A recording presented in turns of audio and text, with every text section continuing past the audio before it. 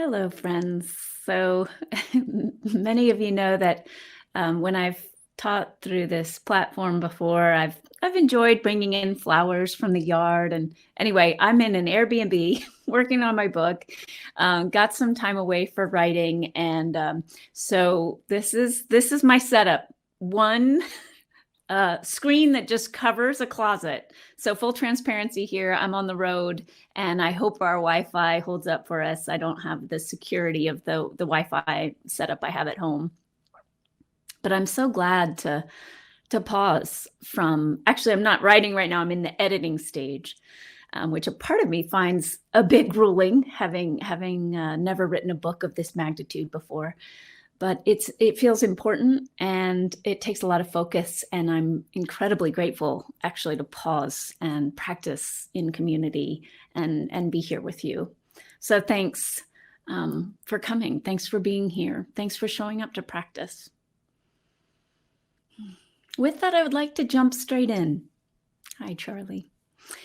Yeah, I'd like to come straight into an experience of being together.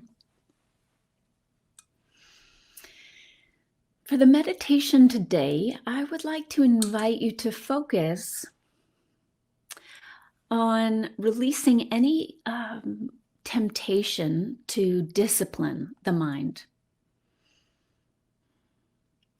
Knowing how to place the attention where you want it to be, such an incredibly important part of practice. And for today, partly, I was going to say mostly, but it's partly and mostly at the same time. And maybe I'll say more about that later. We'll see if that arises naturally, but partly, mostly based on what's happening in our world right now. It's such a intense time for so many of us. And I'm finding more and more that it's a time in which the medicine is gentleness, relaxing into, softening, releasing, letting go.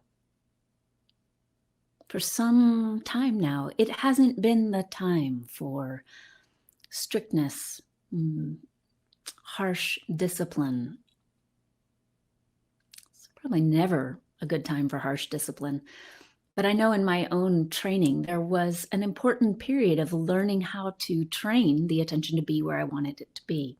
The harshness was something I had to practice letting go of, but the discipline piece of it was really an important page. But it's not the page I'm inviting you to be on for today.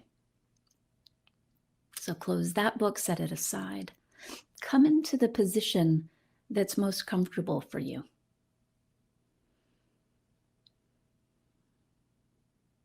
Allow for a felt sense of ease. And thank you, by the way, so much for saying hello in the sidebar. I start just about every group I do by bringing all voices into the room. And that's just one way we can do it when there are this many folks gathered together, just to be able to say hello from the side. So thank you for that.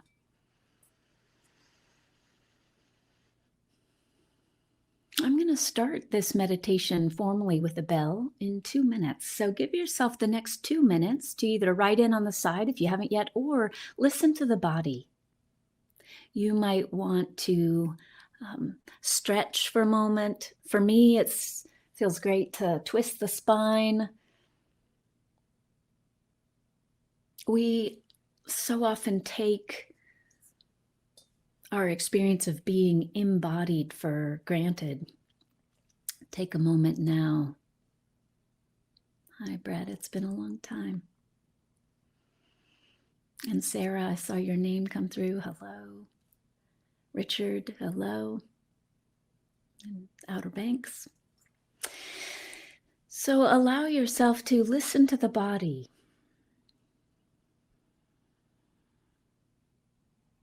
Maybe rolling your head on your neck, maybe if you, I was going to say if you, but let's just be clear about my projection here. I've been typing a lot. So for me, doing the opposite motion of what I've been doing, is helpful.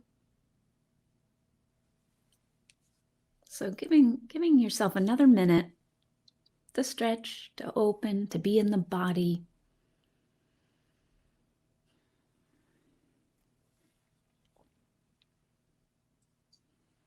To tend to the body.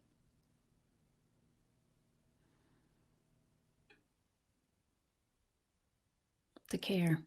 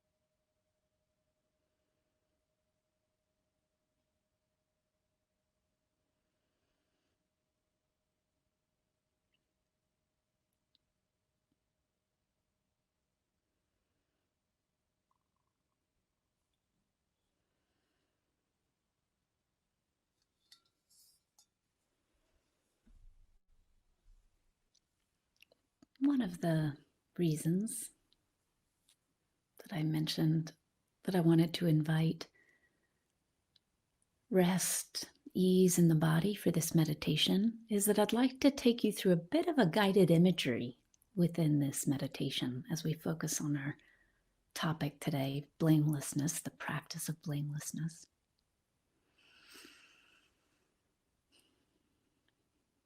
So start by allowing the breath to be easy, soft,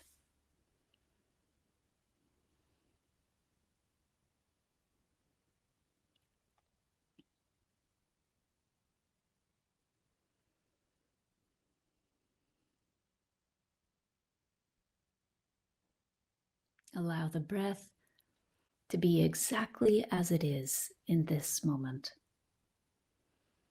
In this moment, we're not controlling the breath in any way. We're not doing any type of breath practice. We're just allowing the breath to be.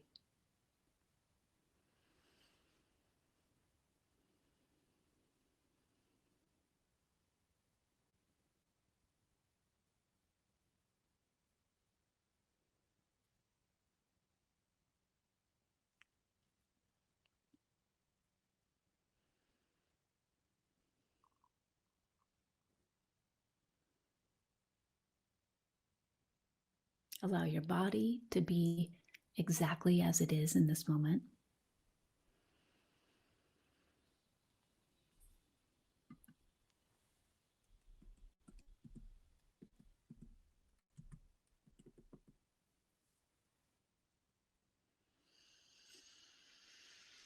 Allow your experience at large to be exactly as it is in this moment.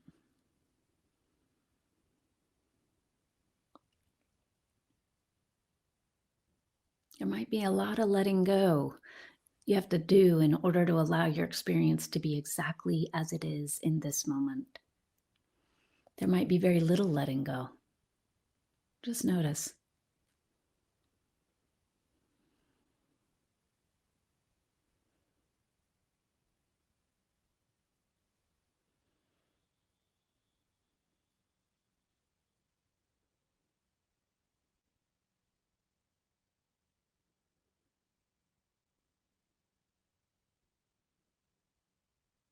Allow the attention to scan through the body for a moment, just noticing what's here. And ask, again, the theme here, gentleness, softness. I'm going to add in kindness. Allow the attention to lovingly and with kindness move through the body, just noticing what's here now.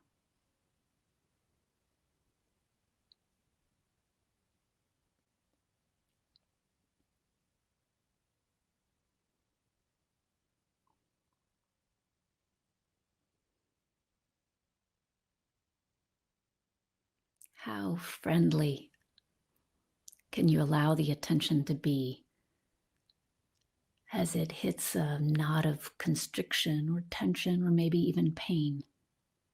How warm, how welcoming of your experience exactly as it is can your open, aware attention be?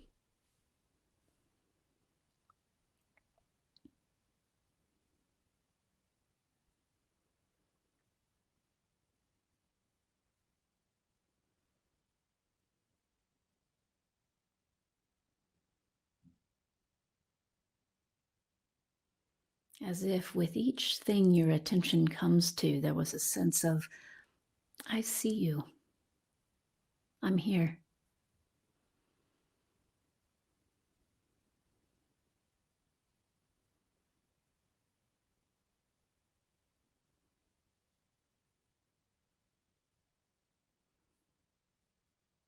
Aloneness, aloneness in the form of feeling separate or other than, is a figment of the imagination.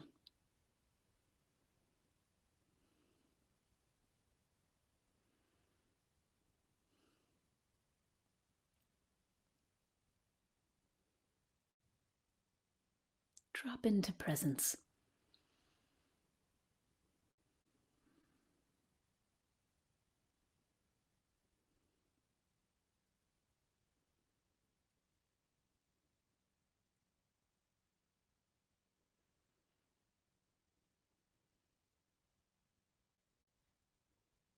Simply being aware of being aware.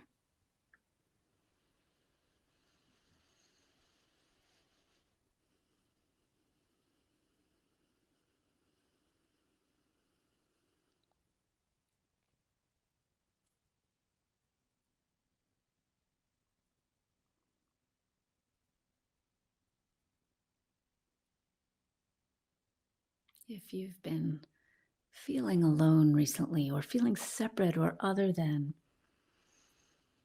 visualize that experience as simply a little wave or a little current in a vast body of water. So, not separate from this vast body, part of this vast body, unable to exist without this vast body, let's say the sea.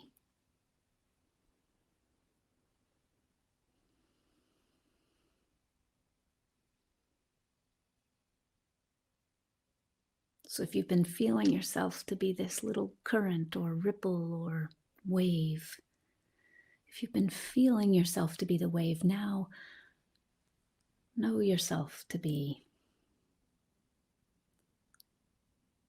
the sea, and rest here for a moment.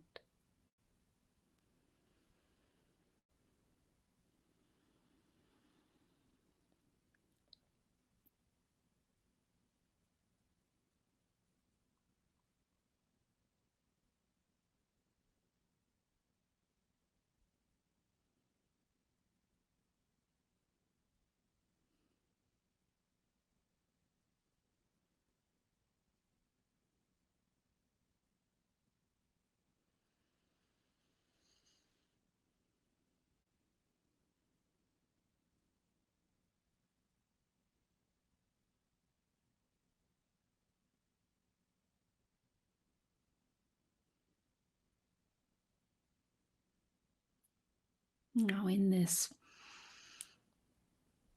place of openness,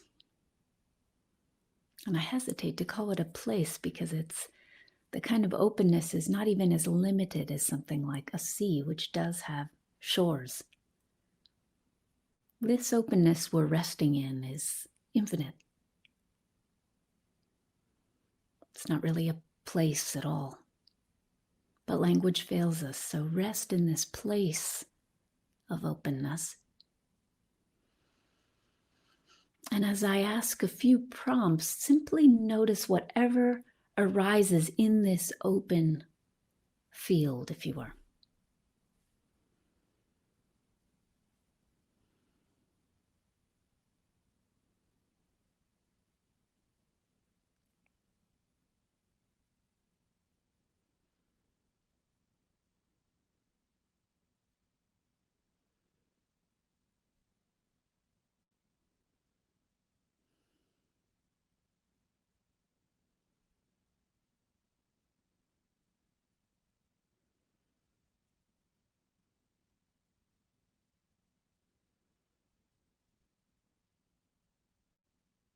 There's no right or wrong answer to these questions. In fact, I want to encourage you to consider that I'm inviting whatever the first conditioned response might be to arise. Something I say so often is what we're unconscious to silently governs us.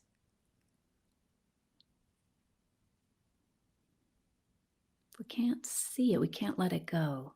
Just allow whatever's true in your experience, in your conditioned experience, to reveal itself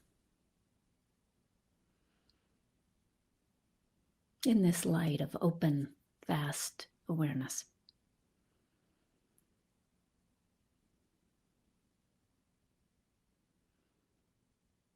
Allow yourself to explore these prompts in the privacy of your own heart. You can share what comes up with you, for you, with others if you want to, but it's not going to be required. So this is just your practice, your experience.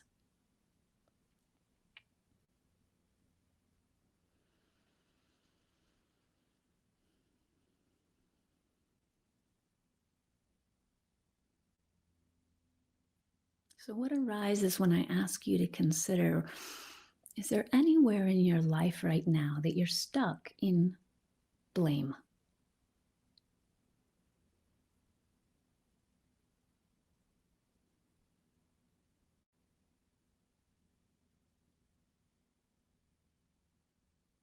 Just notice what arises with no judgment.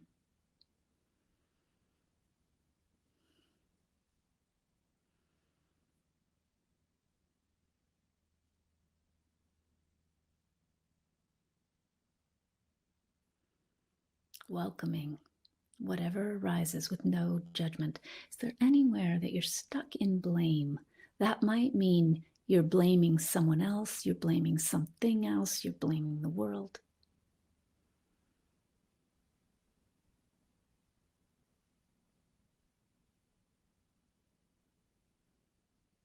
Might mean you're feeling blamed by someone else, by yourself, by the world.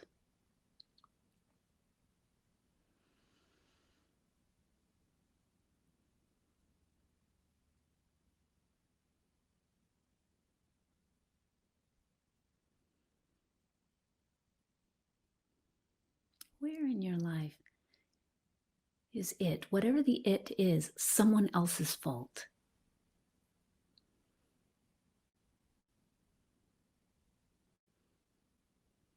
Yeah, someone just wrote in the side, blaming myself.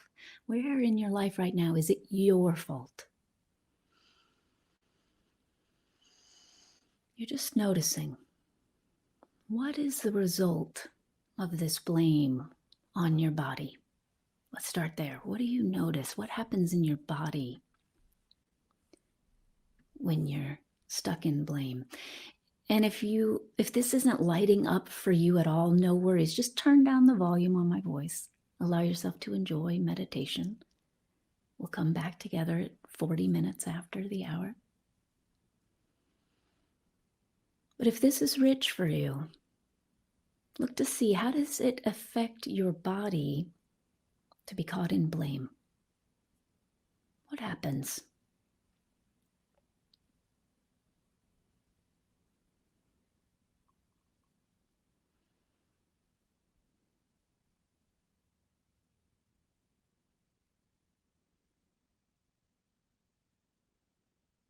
And what's the self-talk or the internal dialogue? What's the conversation you have with yourself when you're caught in blame? What's thinking mind doing when you're caught in blame?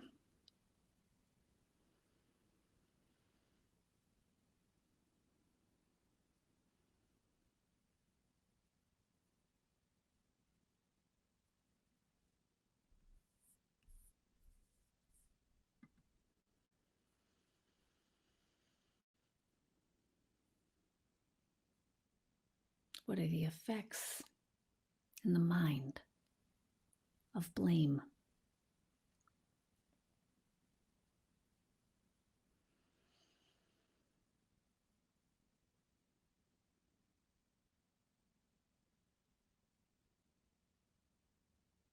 How does it, lastly, affect your energy? What do you notice energetically about what happens when you're stuck in blame? How would you describe that?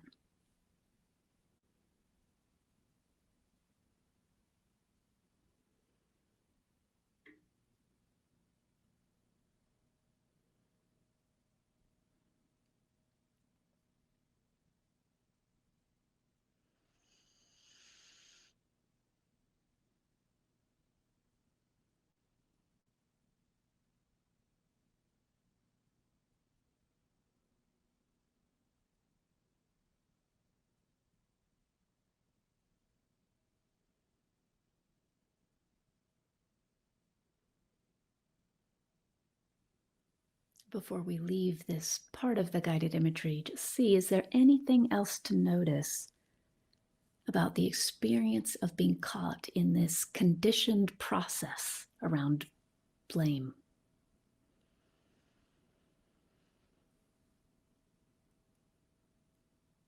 Yes, and someone mentioned, I don't think I blame much, but I have judgment and expectations, which seem to be a different flavor. Yes, blame can take many forms. Thank you for your subtle noticing of that.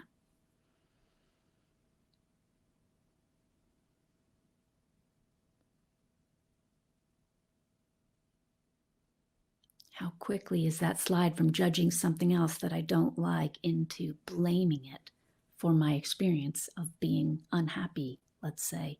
Yes, heaviness. Yeah, thank you for that comment. So just looking to see, is there anything else to notice about this experience of blame before we let it wash through?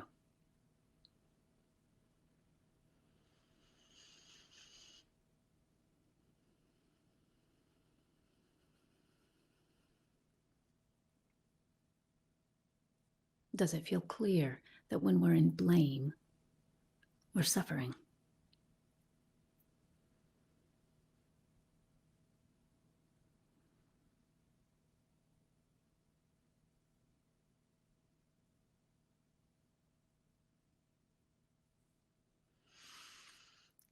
Now, I want to offer a practice that can allow the releasing of this suffering in a very simple breath practice,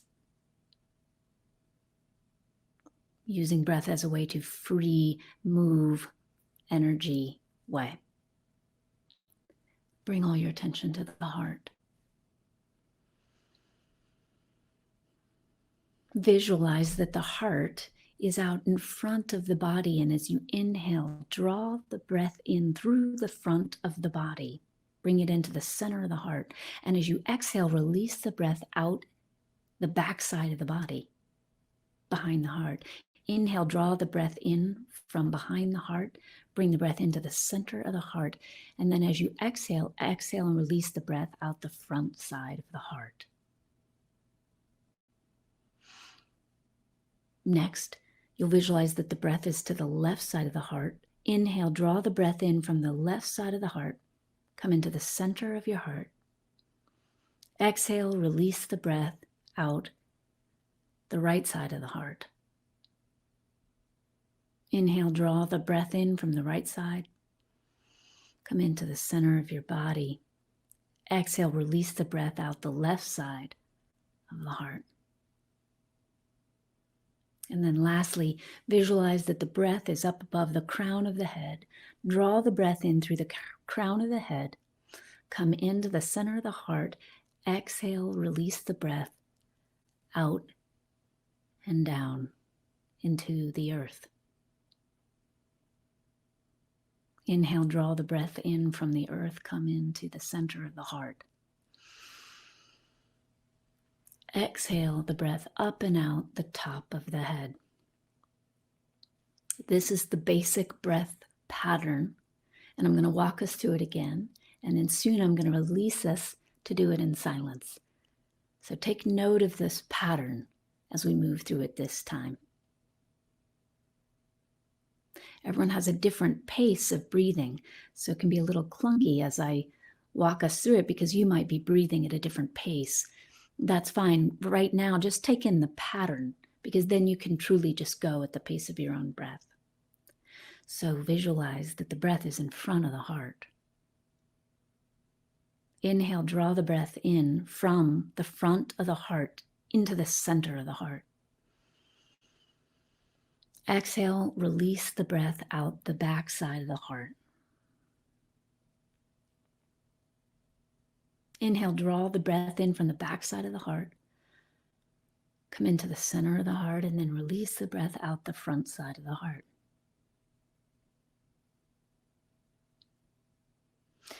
The breath's now on the left side of the heart. Inhale, draw the breath in from the left side of the heart. Come into the center of the heart. Exhale, release the breath. The right side. Inhale, from the right side, draw the breath into the center of the heart. Exhale, out the left side. Visualize that the breath is above the crown of the head. Inhale, draw the breath in through the crown of the head. Come into the center of the heart. Exhale the breath out and down into the earth. Inhale, draw the breath in from the earth. Bring the breath into the center of the heart. Exhale the breath up and out the top of the head. And then let me know in the sidebar if you'd like me to walk the group through it or you through it one more time. If you feel like you've got it, no need to say anything. But even one person enjoying or appreciating just being guided through that pattern one more time is something that I would want to respond to.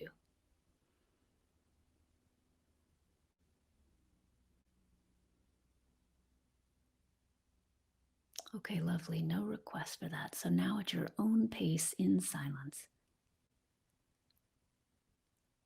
allowing the breath to move through the heart in this way. And thank you. Yes, thank you. We had a few folks request one more time. So if you are ready to just drop into silence, again, just turn the volume down on my voice while I walk those who wish to hear it through the pattern one more time. Visualize that the breath's in front of the heart. Inhale, draw the breath into the center of the heart. As you exhale, release the breath as if it's going out the backside. Inhale, draw the breath in from the backside to the center of the heart. Exhale, release the breath out the front. Visualize that the breath is to the left of the body. Draw the breath into the center of the heart. Exhale, release the breath out the right side. Inhale, draw the breath in from the right side to the center of the heart. Exhale, release the breath out the left side.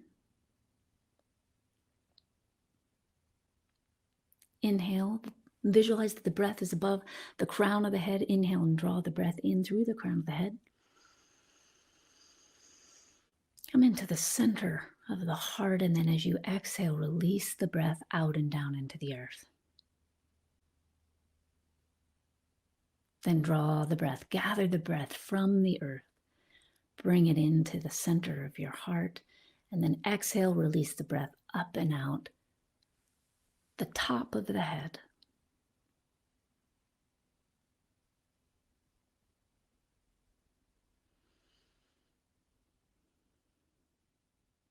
So if you've been practicing that pattern at the pace of your own breath, finish up the round that you're on and then release it. Release the practice. And for the last 5 minutes of this meditation, simply notice the effects of that breath practice on the body and the mind.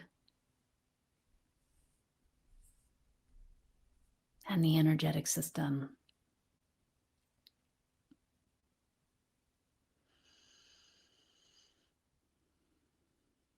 If you're new to this kind of practice and you notice nothing, just notice nothing. Really let go of judgment, which, as someone accurately pointed out, has a relationship with blame.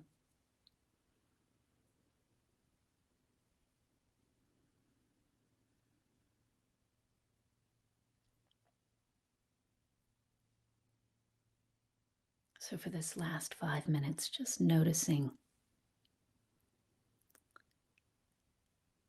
and being.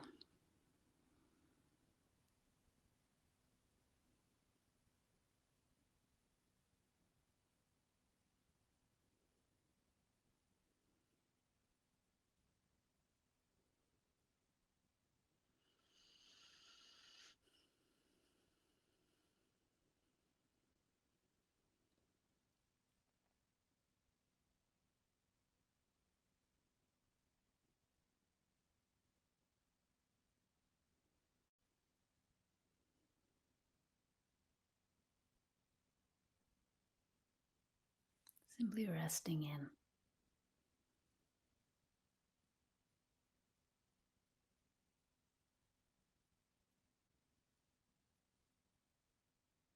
Resting in openness.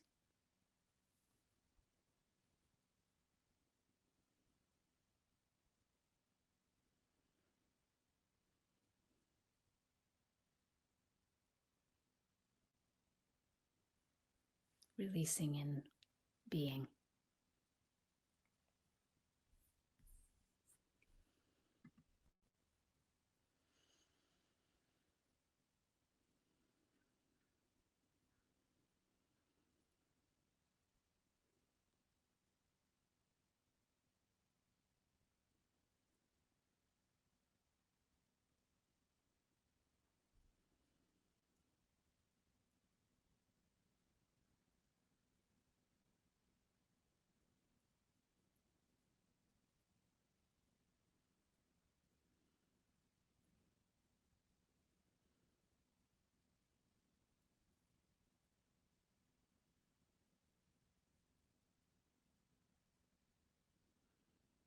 Simply being aware of being aware.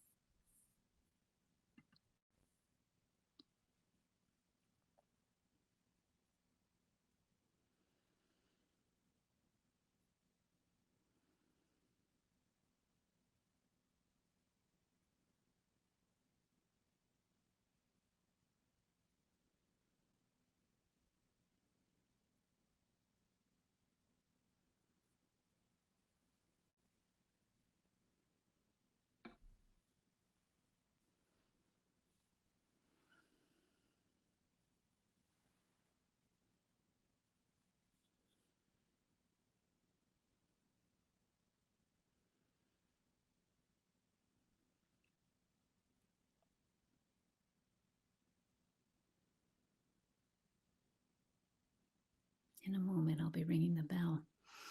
As I ring the bell, continue to allow yourself to simply be this open space of awareness, space out of which a sound arises.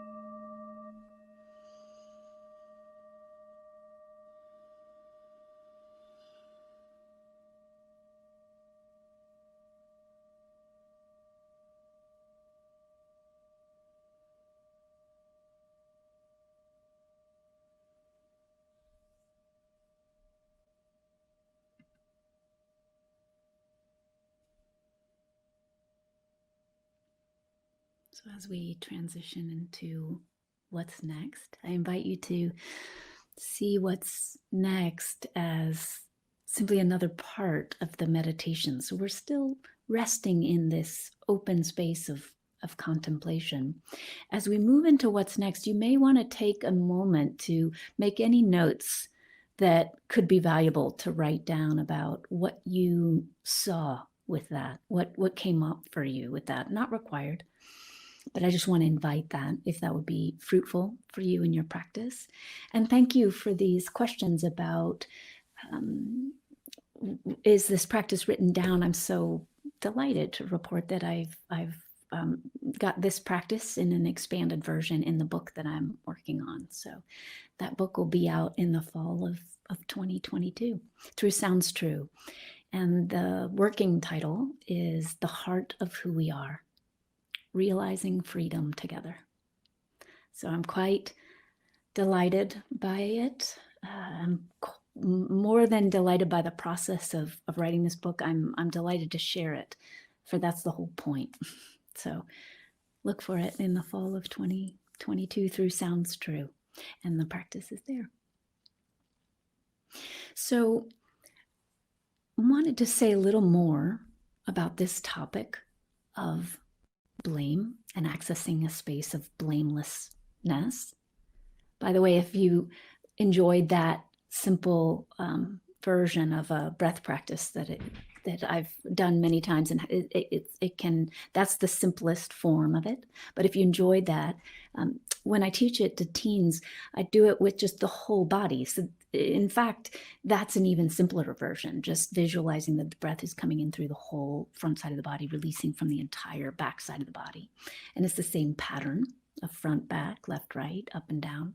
And for those of you who enjoyed that, you might appreciate knowing that the first group of teens I taught that to lovingly named this practice the dental floss breath, which I think is perfect. Just clearing the system out. When thinking about judgment or blame, it can be specifically nice to do this practice in the heart. That's where we access forgiveness. And that's where we access a direct experience of unconditional love. So one of the things I want to focus on today is the relationship between unconditional love, a love that's not attached to any specific thing. The relationship between that and blame, or specifically the releasing of blame. I'm not going to focus too much more on the fallout of being stuck in blame, because I'm trusting that you're pretty clear about that. You know, we're living in a really unprecedented time, a unique time in terms of what it means to be human. So, for example, there's never been in the experience, the history of Gaia, there's never been a mass extinction caused by one species. And we're in an era where it's not just that there's this particular rash or epidemic of blaming. So, for example, it's other people's fault that we're having this climate crisis. You know, we're in a particular phase of blaming. I've noticed that I like to talk about as passing the buck. That's a particular form of blame that I'm seeing and might resonate with you. So just notice any ways that you might be present to this process of recognizing that whenever we're unhappy, it's like a knee-jerk response, a conditioned reaction for us to maybe on some level know that we're partly responsible. But when I say, yeah, we're responsible, for example, for climate crisis, notice the ways in this passing the buck era that often when we say we really mean them. So I want to talk about that today as a separating device. Yes, we humans are responsible, but let me just say they and then fill in the blank. If they would do X, if they would do Y, if they would stop doing X, if they would stop doing Y. So there's this passing of the blame. And specifically with this example I'm using today, there's a passing of blame to this maybe corporate faceless entity or entities who are profiting from something, let's just say like poisoning water. Or so I'm just giving one example with climate, but there are many ways we could talk about this sort of passing the buck experience. So there's this sort of structures and foundations that society have been built, and they're falling apart. That's part of this era that we're in. To some degree, they're falling apart. So when these things begin to fall apart, who do I pass the blame to? I've stepped out from this old order, so I'm uncomfortable. So it must be them. It must not be me. We should do something, but it's their fault. So go ahead and make some comments on the side, if you would, with kind of how this is landing, how this is resonating so far. What are you noticing so far as I speak? There's more that I'd like to say about it, but let's pause now and just see. What are you noticing so far about this passing the buck energy that I'm pointing to? Or you might type in a little something about what you noticed in that meditation around your experience of blame.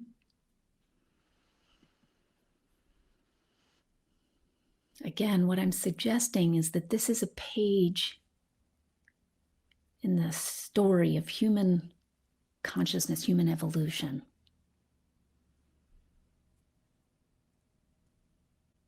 You know, our minds can't predict what's next.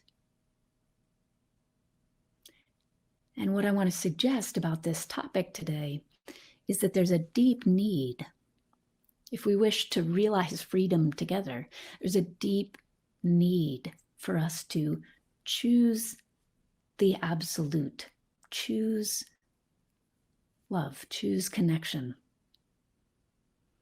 Yeah, some Jenny, encouraging self-righteousness. Zora, I call this mechanism macro projections. Yes, Megan, helpful to think of it as a phenomenon of an era. Yeah, I find it useful too. Kate, I struggle with over responsibility and under responsibility. The pendulum swinging too far. It's all my fault or it's not my fault. Excellent recognition of duality. How is duality keeping this? You have to have a sense of the perception of duality in order to keep an experience of othering in place. And you can't blame without the perception of other than. We even other ourselves, our experience of ourselves, when we're blaming.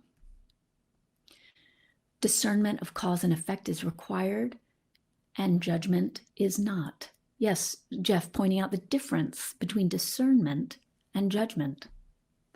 If he would, Gwen, that it gives my power in situation away. Excellent noticing. We're powerless. We are powerless when we stay stuck in the othering dynamic.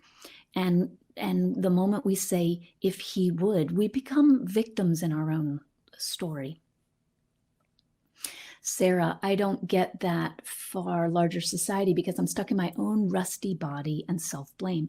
Excellent observation, Sarah. You're recognizing that the self-blame keeps you in here. And I'm going to say in here, keeps you in here. That's one of the points. This is how we get isolated. Remember I talked about alone is a figment of the imagination. This is how we get stuck in that aloneness. Pam, conversation can't continue if we blame the other. So Pam, you're recognizing how much the whole conversation about change, evolution is halted if we're if we're stuck in blaming the other. Blame creates separation. Yes, Fiona, I agree. And it arises out of separation. It maintains separation. So you actually can't blame unless that original perception is there.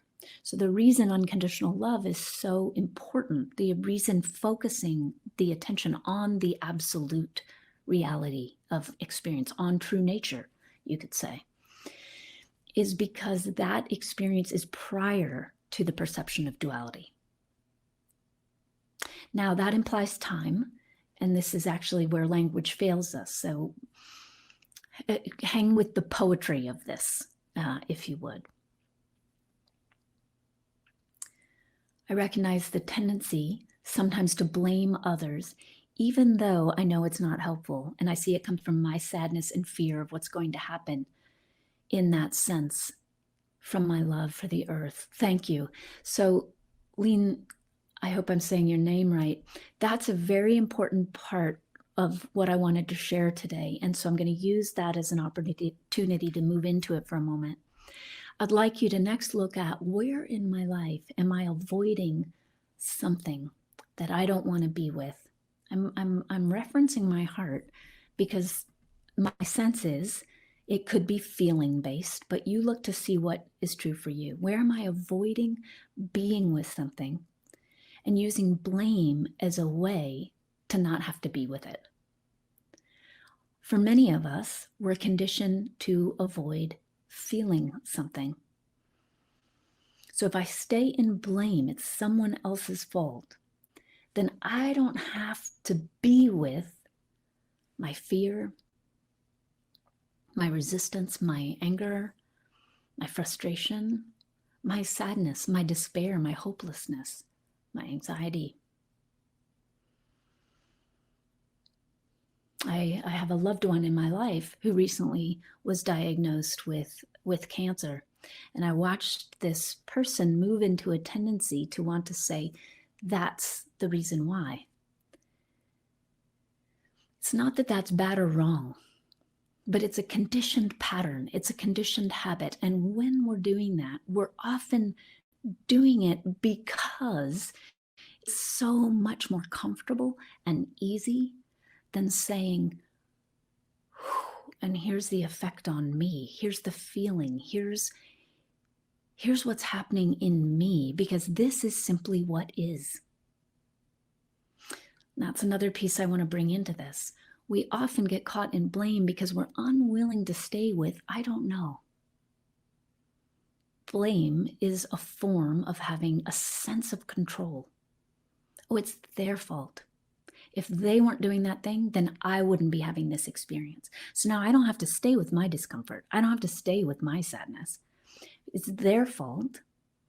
I'm going to focus on that. I'm going to completely avoid my felt experience. I'm going to avoid what's happening here. And while I'm doing that, I'm also not going to take any responsibility, because that would mean sticking with something deep and fundamental. The truth of blamelessness, which exists in the unknown. It exists in I don't know mind. It exists on the realm of the absolute or unconditional love. How do we access blamelessness? By remembering we don't really know. And Erica, you're right. To live in the unknown of life is very vulnerable. That's another reason we have knee-jerk of blame. It's a lot less vulnerable. And vulnerability is scary to us. But remember, vulnerability is only scary to the ego. So you can ask, when I catch myself, I want to turn this into a practical practice. When I catch myself caught in blame, you can pause, you can ask, you can say, I'm blaming. As some have pointed out, I'm blaming myself, I'm blaming others. You can ask, is there anything I'm avoiding? Is there any way that I'm just trying to control, trying to stand on something. The minute I blame for the ego, things feel certain. There's a right, there's a wrong, there's a you, there's a me, there's an us, there's a them. I have solid ground to stand on, says the ego. It's not what the heart longs for. It's not what the heart knows to be true.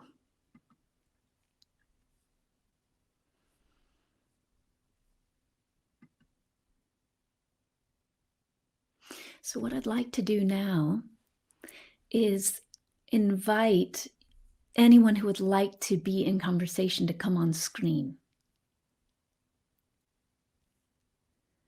And Jenna, and while I'm waiting to see if someone would be willing to come on screen, I would just love to have someone come on and talk about what you're noticing. So there's no pressure around this. You don't have to come on with an insight, or you could just say, like, what's happening for you with this? What's arising for you with this? Before we bring on folks on screen, it is important to me, Sangha Live, as you heard, operates on donation basis. And I know sometimes when we move into question and answer, some folks need to leave the call. So it is very important to me to remember to say to you, please donate if you can. The button's right underneath me.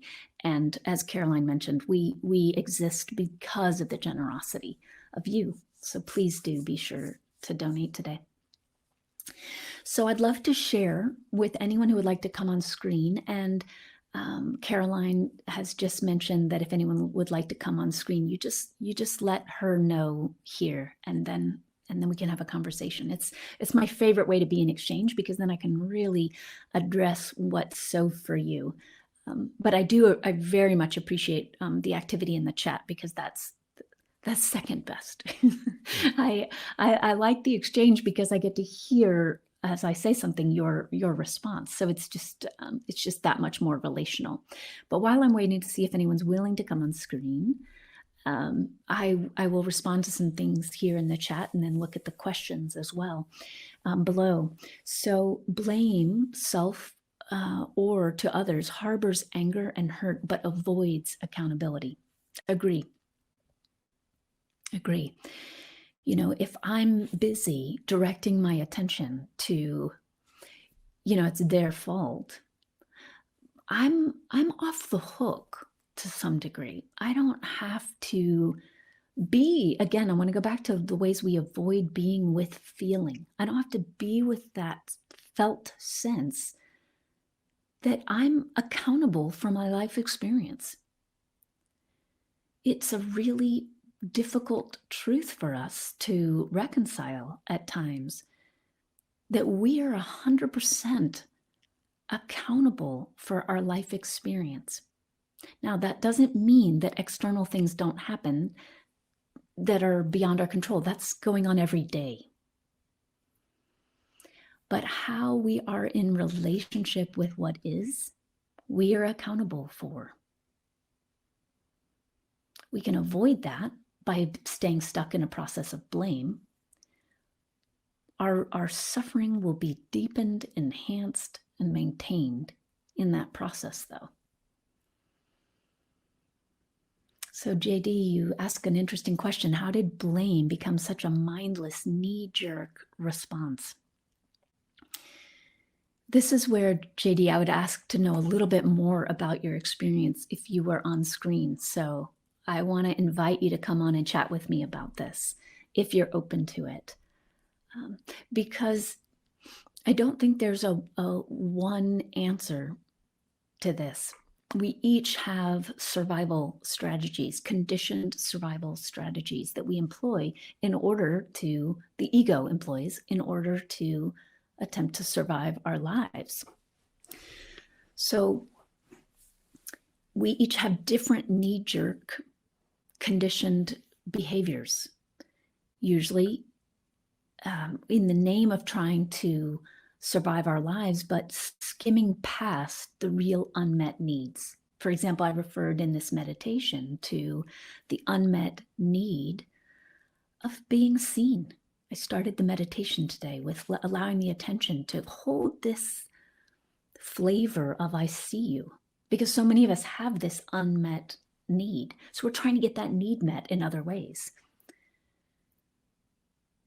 JD, thank you. Yes, the sense of control. Mm-hmm.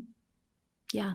So, Lean, you're willing to come on screen. Thank you so much. I would love to have you come on.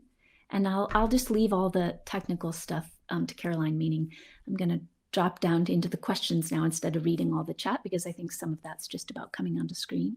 So Caroline, bring someone on whenever they're ready. And while I'm waiting, I'll just go down and read the first question here. How can I stay in acceptance of what is when I see the blame projected and stay at peace within my personal experience? Well, here's the good news. Personal experience. I wanted to say it doesn't really exist, but of course it exists on one realm. But the peace that you're talking about isn't personal. So you don't have to identify with a separate self that's going to work really hard to find peace. The peace that you long for is actually the peace of being. And that's not yours. It's not something you attain. It's not something you get through years of practice. It's not something you finally get to have once you set aside this pesky habit of blaming. Although if you stay stuck in blame, it's your experience of this peace that I'm referring to is veiled.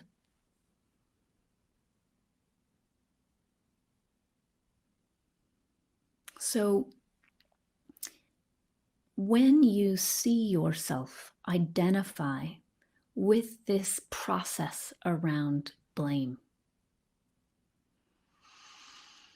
use that as an opportunity to come back to what's true on the absolute realm. What is true on the absolute realm? That the process of blame exists inside this dualistic structure, a world of separation, a world of us and them. That it's possible to stabilize in our experience of we, the largest sense of we. I like to talk about it as our shared being.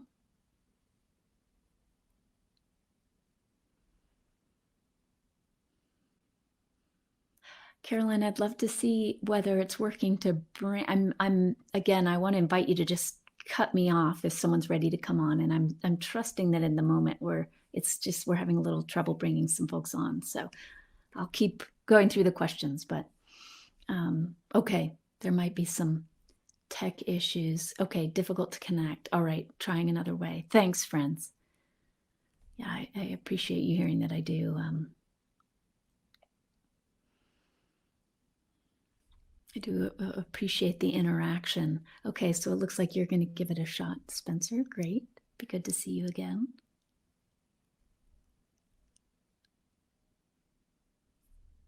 Okay, I'm going to move on to this next question here. Where does accountability come into this conversation? Yeah, thank you. So, as mentioned, if I'm completely stuck in blame, fully identified with blame, then I don't have to be accountable at all because it's somebody else's fault. Or I might be blowing up I might be blowing up my sense of personal accountability by this inflamed sense of self-blame. Many people on the call have pointed to self-blame as something that's debilitating. So, for example, Claudia, you said, I blame myself for not having done enough to prevent climate change. Wonderful moment to pause and ask, and how does that serve you regarding what you want to create and be in this world? So Dr. Kristen Neff, many of you I'm sure on this call are familiar with her.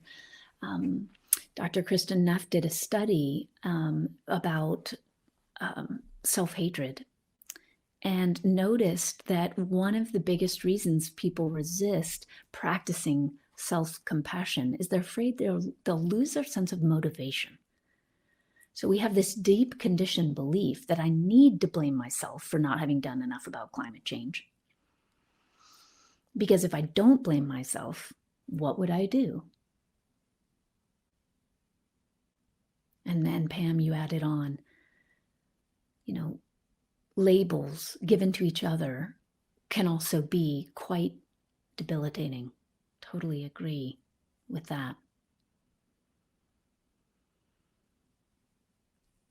So accountability, back to accountability. How can we take 100% responsibility for our lives from this open space of blamelessness? That's the practice question to sit with, because that's full accountability. I'm responsible for my response to what is. What does that responsibility look like if it's stripped of blame?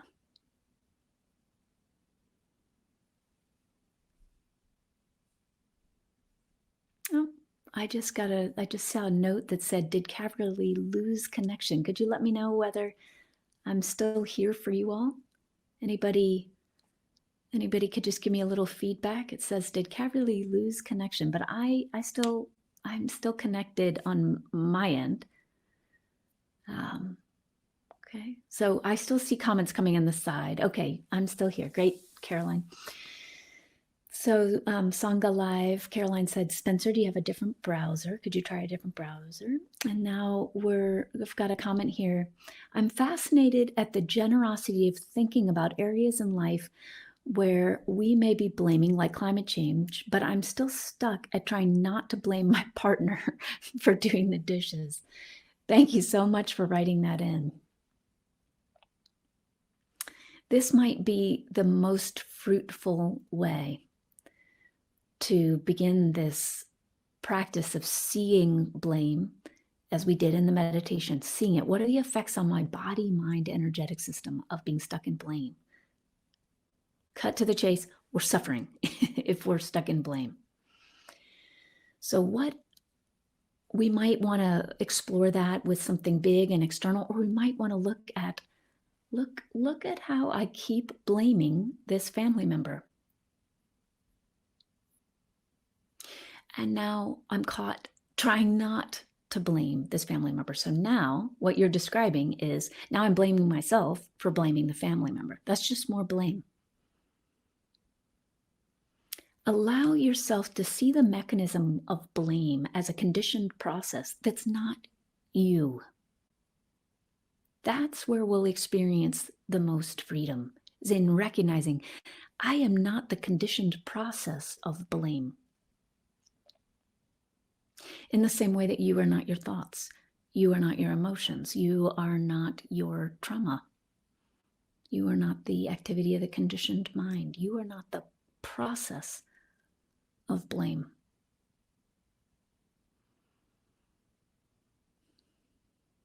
In this very moment, come back to feeling, come back to the heart.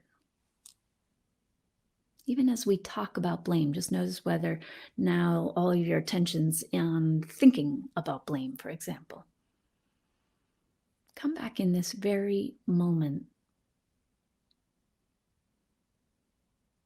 to the heart and to a direct experience of presence and love. Not love that's attached to an object. Not love of, not I love blank. If love feels like too much of a reach, come back to acceptance.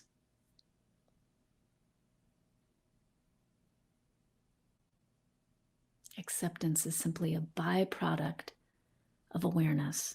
Come back to awareness.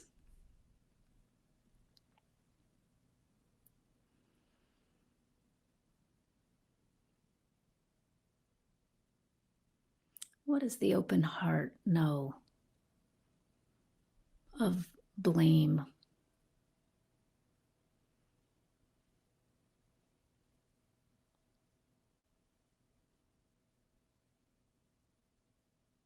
For example, just occurred to me, there's someone in my life who's been struggling a lot.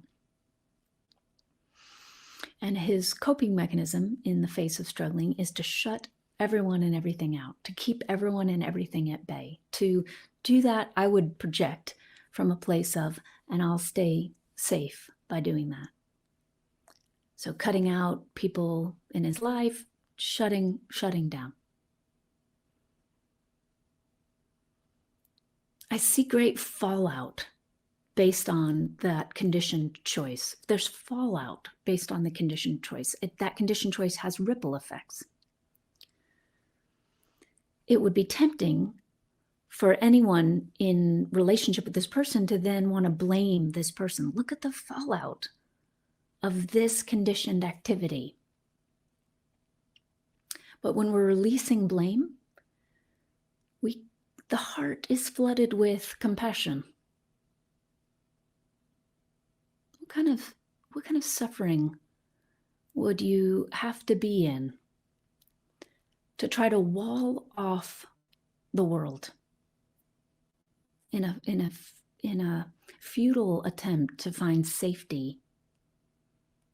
It's like building dams that could never actually be strong enough to hold back all of the water that exists in the world. So by returning to the heart, we move from blame to a sense and experience of compassion, of empathy, of connection.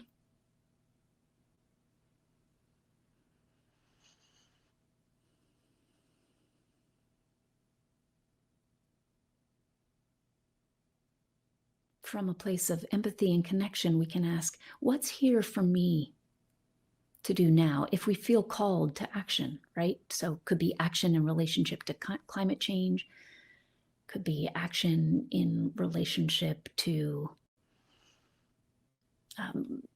something happening in your personal life. It might be a non-action. Sometimes our actions are actually just arising from this conditioned process of blame. So if I'm blaming them for this, then I need to this. And we go down this rabbit hole of reactivity. Because we're still not able to bring someone on screen, I take it right now. Go ahead and write in the sidebar, if you would. What is your felt experience when you're caught in that kind of reactivity? What's the fallout of that kind of reactivity? Amazing. Oh, let's see. Amazing. Oh, hi, Spencer. Unfortunately, it's quite spotty. I can't, I wonder the sun is shining through the window on my face. That's lovely. But I didn't mean visually. Your voice is... oh, my voice. Yeah, but anyway, if it's not a problem for other people, I think I can make out what you're saying. So let's try it. I will talk slowly. Okay. Okay, good. It's fine for you, Caroline. Okay, I'm gonna need to. Yeah, it's just a little like choppy, but please, Spencer, share what's coming up for you, and I'll do my best to make out what is coming up for me is a lot of humor, laughter right now, because I was doing fine with the blame thing until I couldn't get Crowdcast to work, and then suddenly blame. After a year and a half, it's like that's so great. That is so funny. I'm actually, I don't remember why I wanted to come on screen. I wanted to just to mention one thing, I've been feeling very free from blame in a lot of ways, from self-blame and from blaming individuals in the last couple of months. And a lot of that has to do with I've been um, watching a lot of Rupert Spira, and and I found that focusing on I am is just absolutely wonderful. It just slows me down and is helping me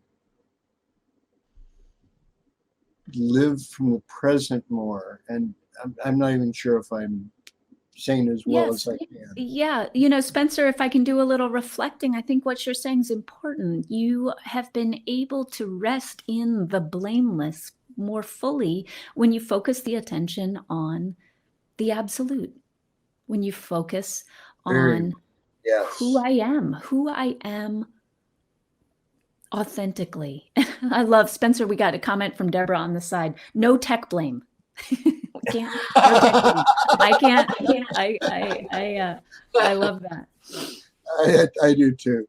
Mhm. Um, the one thing I am seeing in this discussion is I'm blaming faceless groups. I'm blaming groups of political or spiritual or all these so many things that I can blame, or even in uh, the ownership of sports franchises and all kinds of things.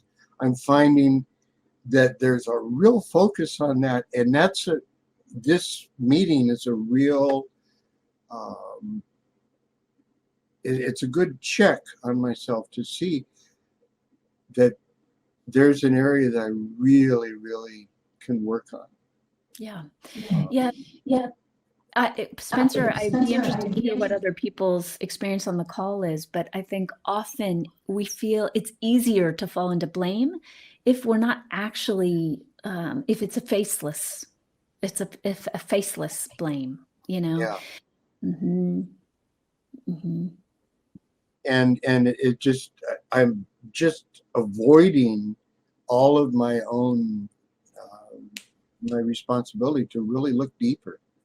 So I Yeah. think this is very, Yeah. very helpful. Yes, I was speaking with my dear friend who I'm in this Airbnb with. She's helping me edit my book, and you know, she was pointing to the way in which in fairy tales there's often like an evil stepmother. Yeah, And it's like this way to place what we don't know how to reconcile or be with, or um, confusion we have about what mother even means. We just place it on this character. So even though there might be a face in a fairy tale of the stepmother, it's still this a similar process. Like, I just am going to take all this confusion or feeling and I'm going to put it over there, yeah. as we pointed to in this, a way for things to be known, to not have to stay in the confusion or in the upset, or yeah. Well, this time of COVID has been a time of I don't know. I don't know if I'm going to get it. I We don't know if I'm going to die. I don't know about my if my friends are going to be Yes, okay. I don't know. tremendous time of I don't know. It And would serve which us all to practice resting into that question, wouldn't it? oh yes, Yeah. absolutely. Because I Mm. know that's what the ego fears the most is not knowing. It has to know.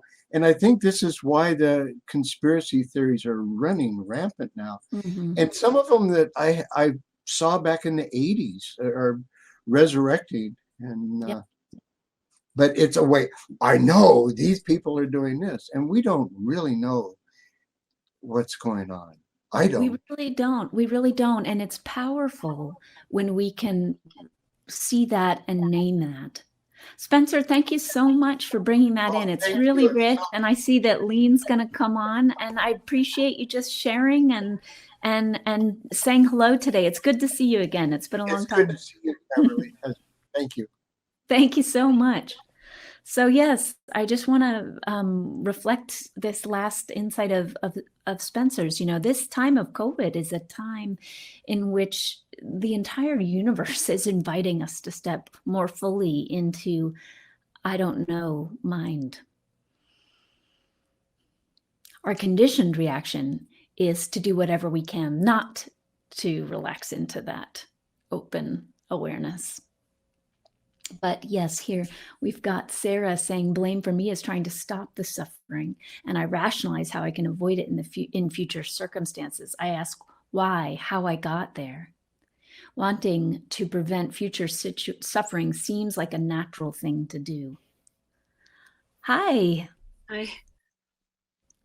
Lean, good to see you. Hello.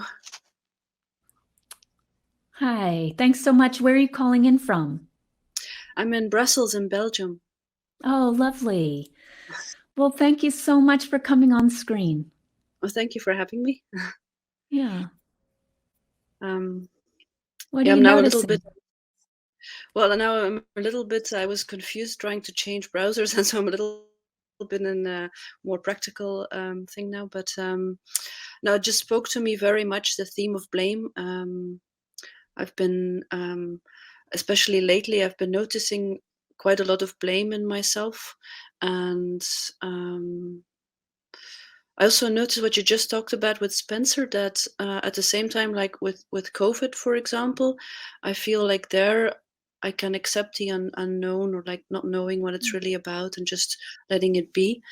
But there's like more personal things sometimes, also other things, but especially some personal things where I noticed I'm during the meditation. What I noticed also was that that there's a link between blaming someone else, like, and creates suffering inside of me, and then the blaming someone else then comes back to starts to evoke blaming myself, and it's like a kind of loop, or like and it feels very connected, It's very and connected. It's the same process, Lean. It's the same process. It's just out and then in, and then out and then in. But it's the same process. That's a really important thing to underline. Mm. And Mm-hmm. then I also noticed that, like what you were saying, like what are you avoiding? And when you were asking, then I thought, like, yeah, indeed, I'm just avoiding certain pain. In fact, by it's a specific theme that I'm feeling a bit like I'm trying to avoid. I think feeling like, being alone, or feeling so separate, or blaming others for pushing me away, while in fact I realize I'm trying to not feel this. Yes. And Mm. what would you say you're trying not to feel? I'm sorry? What would you say you're trying not to feel? I think I'm trying not to feel the pain of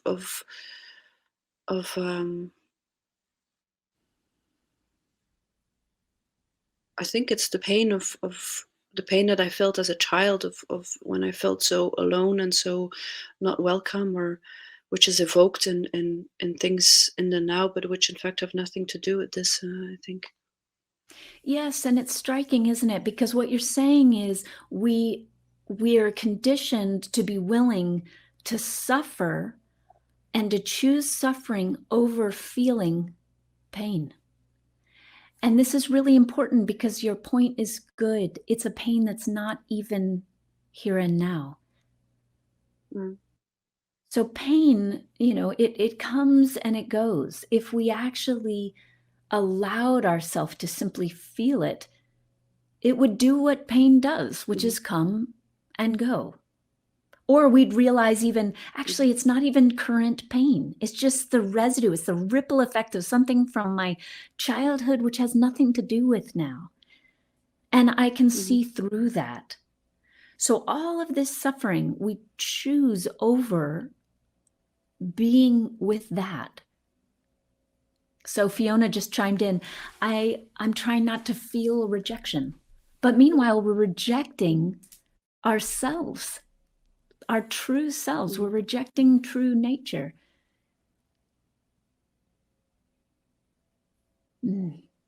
But what I find um, difficult about this is that, like, somehow I notice, like, somehow, like, also when I'm, or not when, but like I kind of know that it's old pain, and that it's um and that the best thing I can do about it is just offer it some kind space, and welcome it and take care of it. um but sometimes, like it's difficult to not get. Oh, shoot. You just froze for me for a moment. I'm not sure if you froze for others.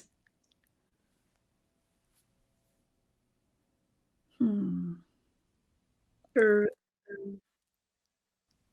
Oh, shoot. So on my end, yes, okay. There's there's some freezing, some tech freezing happening.